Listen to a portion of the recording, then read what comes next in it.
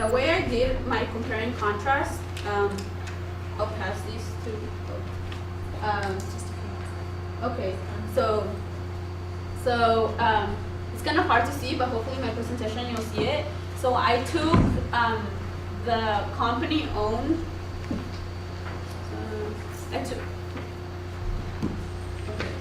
I took the company-owned prepaid debit cards and I compared each fee to each one. And at the top is just Walmart, H&R Block, Western Union, Green Dot, Net Spending, and Rush Card.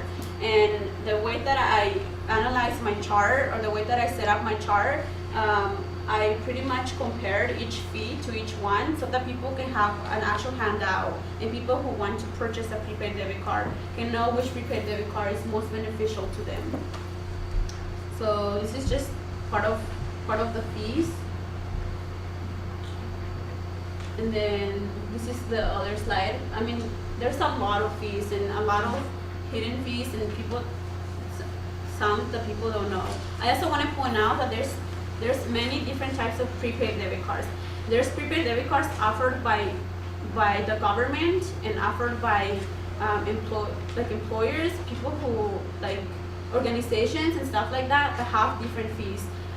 But what I mean by prepaid debit cards, it's individual prepaid debit cards. People who go and buy one by themselves, not people who obtain one from their job, or people who obtain one from the government or such. Is that clear? So those were the company-owned prepaid debit cards. This is the bank-owned, so these are the ones that the bank-owned. Chase is the most well-known. Chase Liquid Card is the most known card because they have a lot more security and a lot more control on the money being deposited. They do have less fees, so they have like an enrollment fee, for example, for the convenient card cash is $3, and compared to the Wells Fargo, which is $0, and they just have you will see in my thing, I just have the different ones. Because people buy prepaid debit cards, but they don't really know what kind of fees are associated with them. So this is just more fees, yay. These are just more fees that are presented by the banks.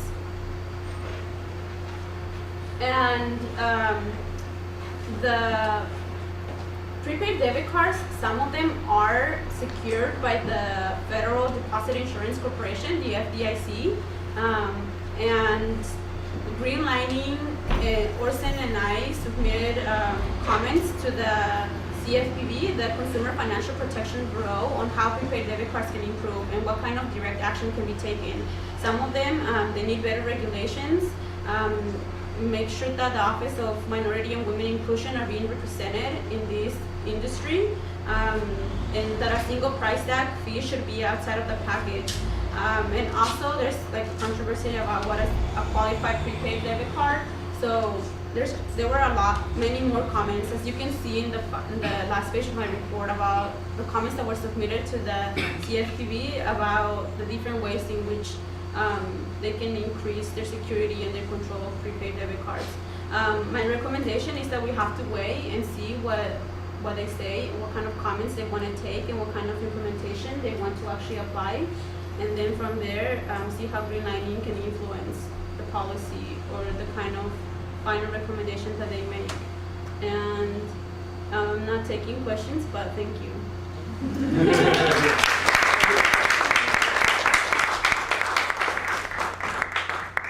Thank you, Isabel. So our next presenter is Kelly Osajima.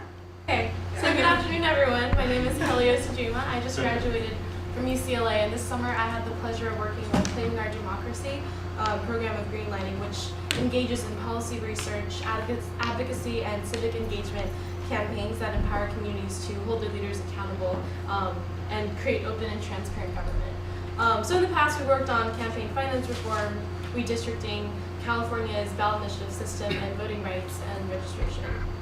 So this summer, I helped develop Greenlining's first ever voter education information campaign for the 2012 fall ballot initiatives. And luckily for me, they then realized that they actually needed someone to implement the campaign, so I'm going to be staying on until elections.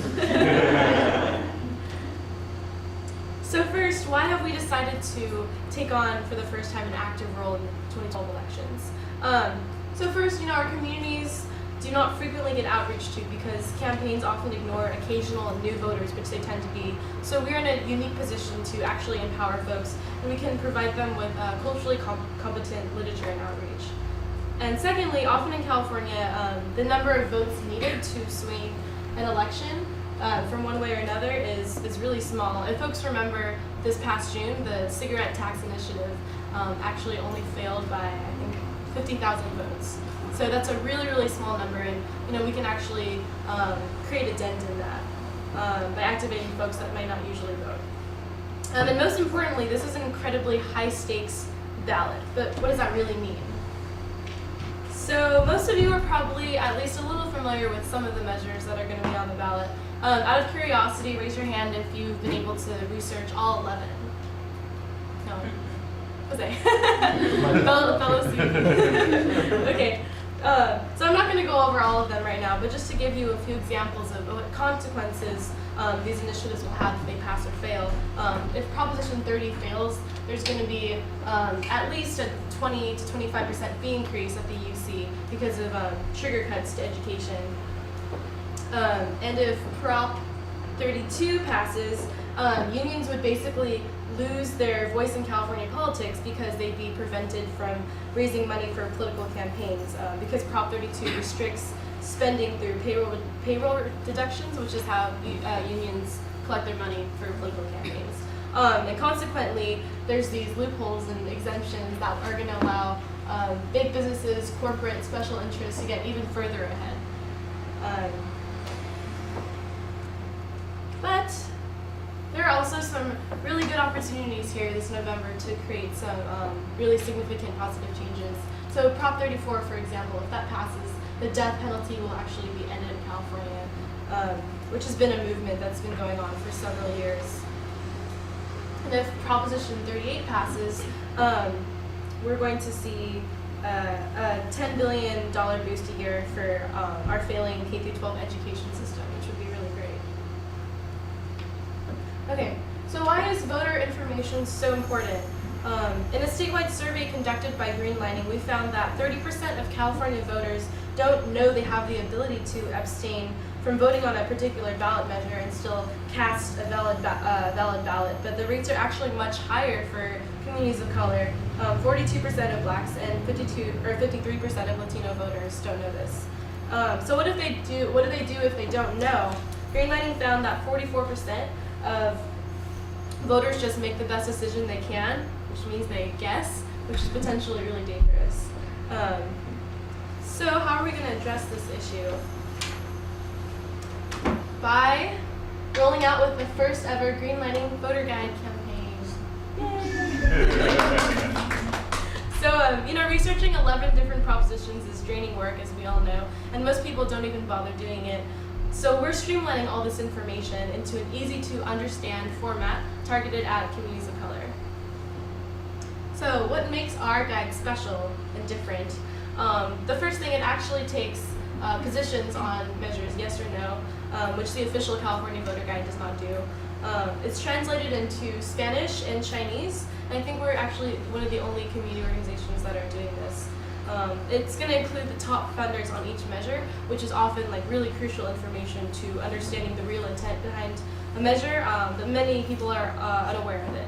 And it also is going to include a portable tear out with yes or no on each measure that people can take with them to the polls. That's what that looks like. So, who we target and how? To begin to answer this question, this summer I conducted a literature review to find out where different communities get their information from. And this is going to be extremely brief. So, Latino youth from 18 to 29 frequent social networking sites, mobile applications, and mobile websites for information.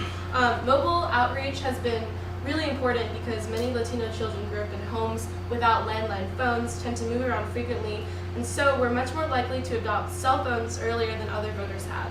And other groups are starting to pick up on this. For example, Voto Latino successfully registered 38,000 young Latino voters in under 8 weeks by engaging in a cell phone text messaging campaign.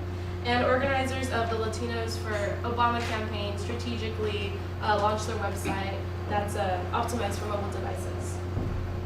And the older generation, the baby boomers, follow Latino newspapers, TV stations, and online blogs. In a national Latino decisions poll, 29% said they watch news programming on Spanish language television daily, 32% watch it a few times a week.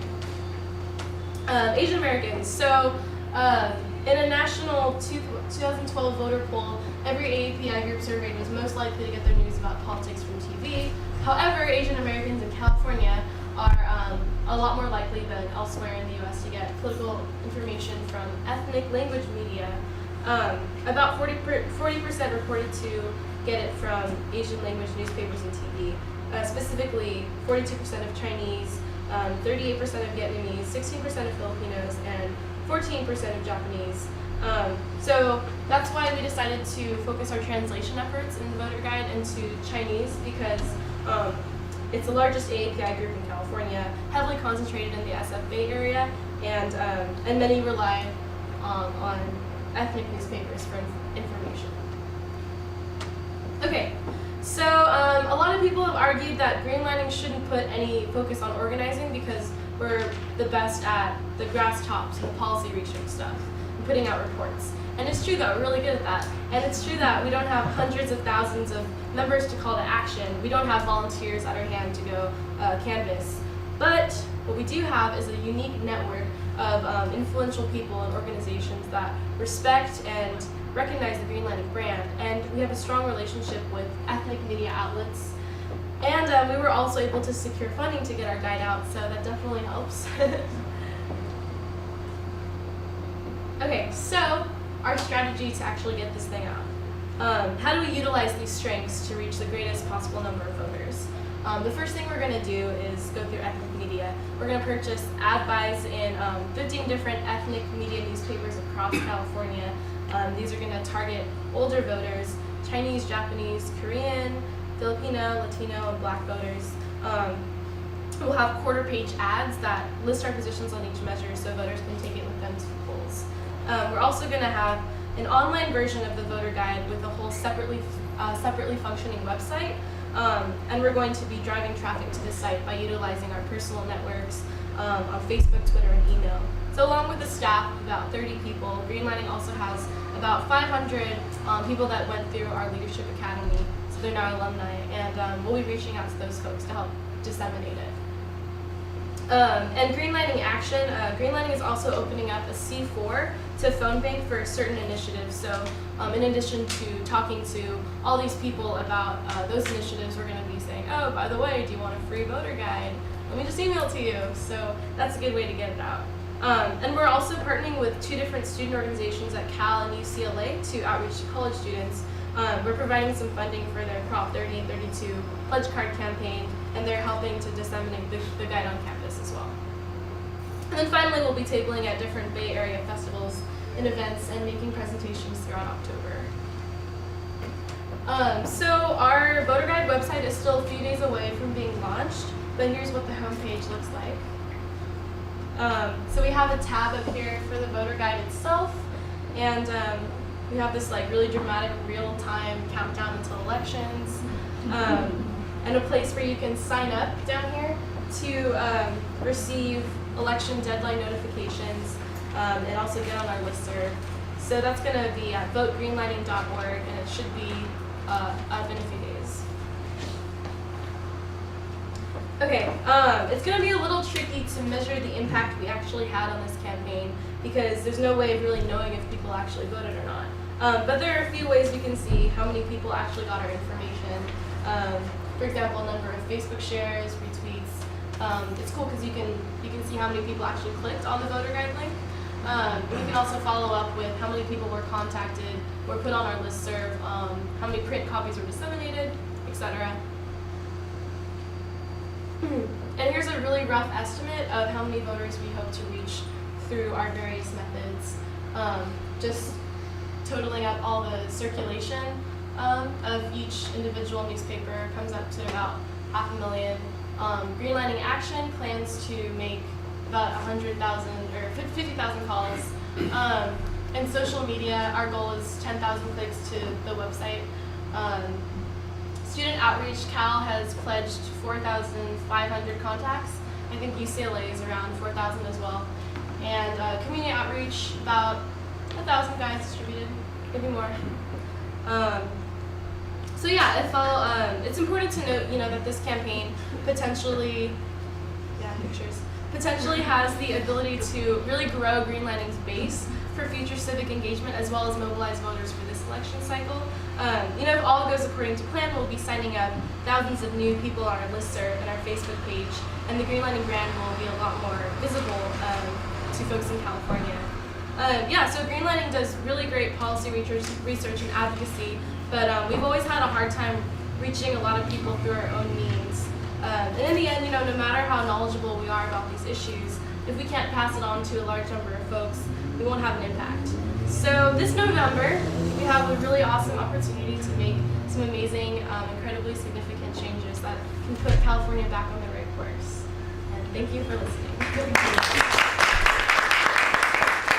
2009 report. So Greenlining and Philanthropy. So Greenlining has been working in philanthropy as a Tierra exercise. And so there was a report in 2009 looking at diversity foundations. And it was found that like 1 in 4, so basically a quarter of all the people in foundation boards were people of color, right? So this report is seeking to see where we stand now in 2012. So this report only focuses on ethnicity. I know there's some different work and diversity, looking at other factors, but we're only looking at ethnicity for this report purposes. So we looked at 50 foundations, looking at asset size, right, from the foundation's website. So we couldn't find information for the Walton Family Foundation and the Susan Thompson Buffett Foundation, as they do not disclose the information of their directors publicly. So we were left with 48 foundations to do research on. The way we worked on this research is that we obtained a list from the Foundation Center to see what were the 50 foundations with the most assets. After that, we obtained the information about the executive board through their website. Most of those foundations had their trustees or boards of directors in the website. So we looked into that and we tried to confirm the number of seats in these chairs, in these boards, and the ethnicity of the people on these boards. So we used the NNDVD website, Normal Names Database website, which was great because it would tell you the information about a person like Bill Gates, his profession, and kind of like a short bio. I was interested only in the ethnicity, right? If it was male or female, obviously that's obvious. So we needed to know. That was something that we didn't have in the 2009 report. That's something I wanted to look into. Also by gender, how many men and women are in the foundations. So after if we couldn't find it in this database, we just did research to find this information, and then also to ensure that the information that we had was correct, we contacted all of these foundations, CEOs and chairmen. So after we did that, we got about 37.5 of the whole foundation responded, almost 40%. We didn't include the foundations that we have a good relationship with, like the James Abraham Foundation, which we know who's on their boards. So the report is pretty accurate. I was excited about having information, having the BLM and the Gates Foundation and the Ford Foundation reply back, since they're the ones with the biggest assets. So findings. There were about 564 people in the whole study. Out of 289 were white men. So right away, I noticed that there was like a big discrepancy. Like mostly white men dominate the boards. So the other chunk, 49%, is all the women on this study, Latinos, Blacks, and Asians. Like all this, like white men dominate the executive boards. So also gender in foundations, like I said, we didn't have gender in the other report in 2009. So I think we believe that it's important to also apply gender, as we see that women are really underrepresented in foundations. Out of 564 people in the whole study, only 59 women of color serve in these foundations, so that's really minimal. I didn't want to put a bunch of different charts in here, but like if you were to think about it, that would be a really small shock. So there's really not women of color, and the whole study I found no Native American men and only one Native American woman serving in the California Endowment, which is the most diverse foundation with almost 70% of the board comprised of people of color. So, so out of all the men that were there, 289 were white. So that only leaves 84 men of color, Latino, Black, and Asian, comprising the rest of the board, right? So, so we see that men, in general, white men dominate executive boards. And so what happened after 3 years? So we see no change from the 2009 report. We see that it's still a fourth of the whole people in the foundations is people of color. So when you add the white men and white women together, they take 3/4 of the whole board. Out of 100 and something that we looked into, they dominate the boards. So people of color, they only share 1/4 of all of the seats. So when Tiara was talking about diversity, having a correlation in their giving, that gives you some light to see how many people of color do we have there making those decisions to support our communities. This is something also to make it a little bit easier for people to understand. Is that little line here, that one more on the report. Blacks, African American people on foundation boards, they probably have the same amount of people as Asian and Latino participation combined. So we see a little more Black participation in foundation boards than we see from other communities, but it's still pretty low compared to whites, especially white men.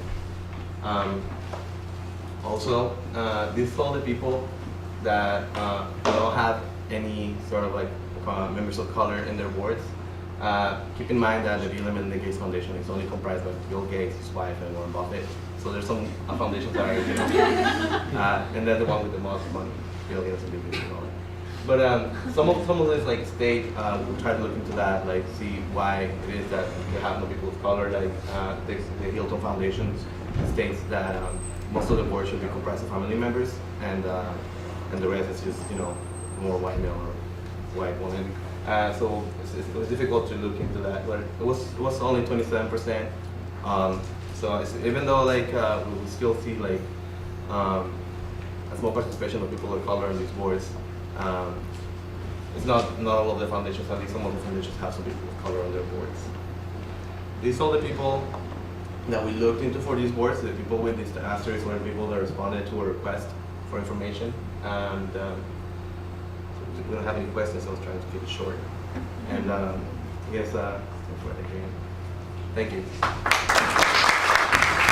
All right, good afternoon, everyone. My name is Adrian Sanchez. I really want to thank the Center for Latino Policy Research, the Greenlining Institute for giving me an opportunity to present my original research. I'm the current Health Policy Fellow at the Greenlining Institute, and I was also a 2012 Ronald D. McNair Scholar here at UC Berkeley. I graduated here last May from the Department of Ethnic Studies and Public Policy, and I'm going to go ahead and present my research. It's called Uncovering the Silence, a qualitative case study of Mexican farm workers' sexual health care practices in Watsonville, California. So this is a brief overview of my research. I'm going to go into defining some terms, going over some relevant background information to my research, going into my research questions and then my methodologies that I use to conduct my research, present some of my results and findings, some of the limitations that I experienced conducting my research, and lastly, offering some recommendations that we can do on the state and federal level to alleviate some of these health disparities within Mexican farm workers. So what are sexual health care services?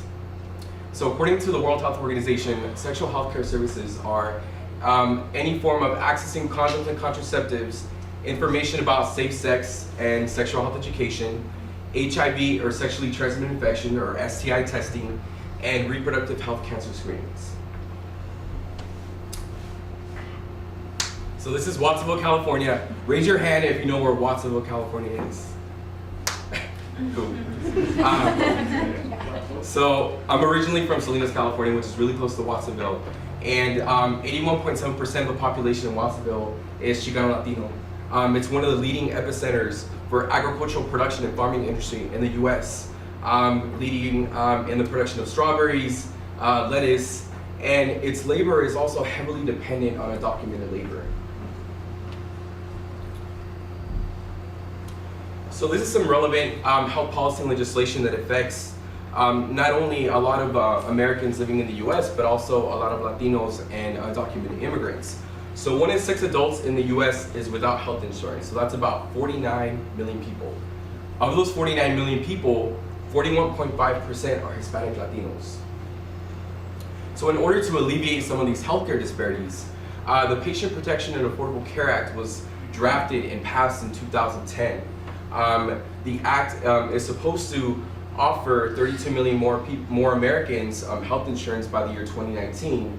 However, undocumented immigrants are excluded from this healthcare system. So according to the Center for Disease Control and Prevention, Latino men accounted for 76% of the newly HIV-infected cases compared to their white counterparts. 20% of the US living population in the US with HIV/AIDS is Latino.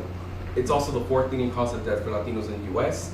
And this is of particular importance because Latinos represent the fastest growing ethnic minority in the US. Latinos are expected to be 29% by the year 2050 in the US. So specifically targeting and discussing the prevalence of STI and HIV within the Mexican farm worker community, the National Center for Farm Worker Health identified Mexican farm workers as a group with high susceptibility to HIV, AIDS, and STI exposure. There's an estimated 3 million farm workers living in the US, and 52% of them are undocumented. So my research questions.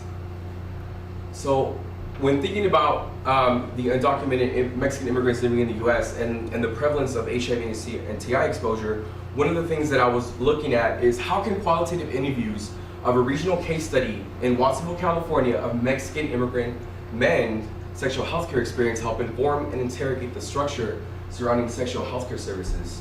More specifically, how do structural forces and/or barriers influence Mexican immigrant men's sexual health utilization practices in Watsonville, California? So my hypothesis was twofold.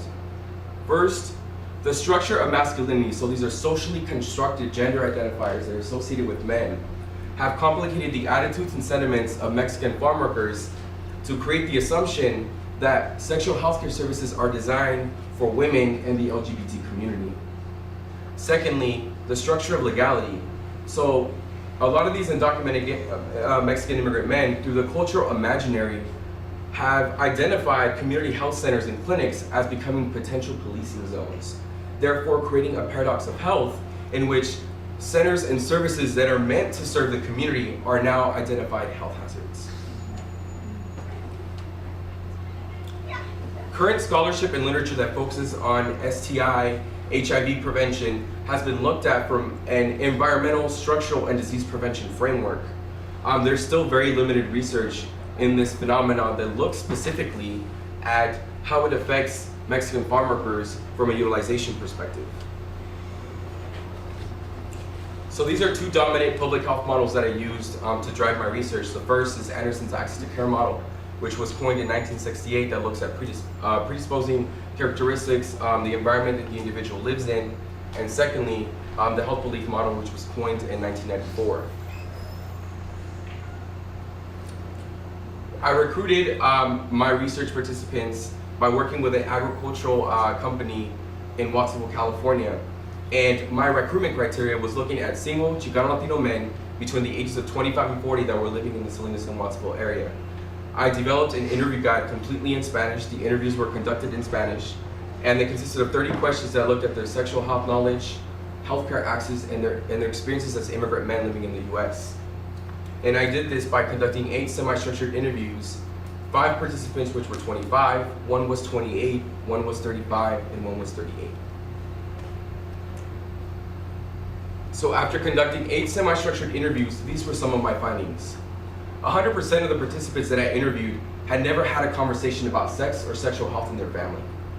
88% of the participants were familiar with what a sexually transmitted infection was, either by someone in their family or someone in their friends who knew. However, 63% of them were unfamiliar how to treat or prevent a sexually transmitted infection.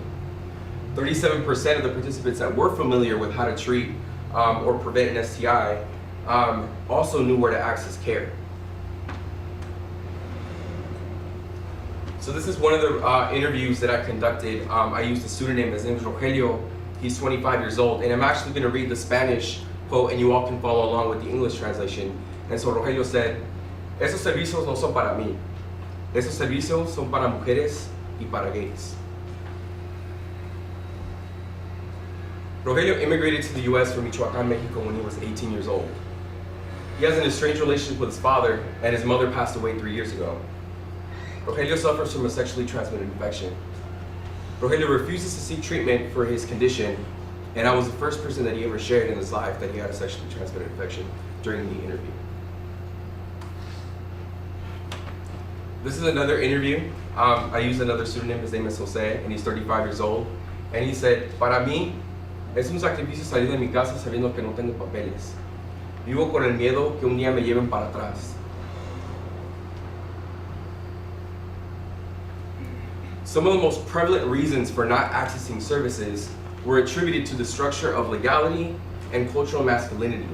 37% of the participants that knew how to access sexual healthcare services and were willing attributed the fear of deportation and community health centers as possible policing zones for not accessing care. Secondly, 63% of the participants felt that by accessing sexual healthcare services, they felt less of a man if they were to access the services. They didn't need help. Those services are for women and for the LGBT community. They're not for me.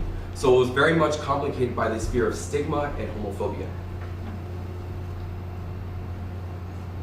So some of the limitations of my work were that my interview sample is not representative of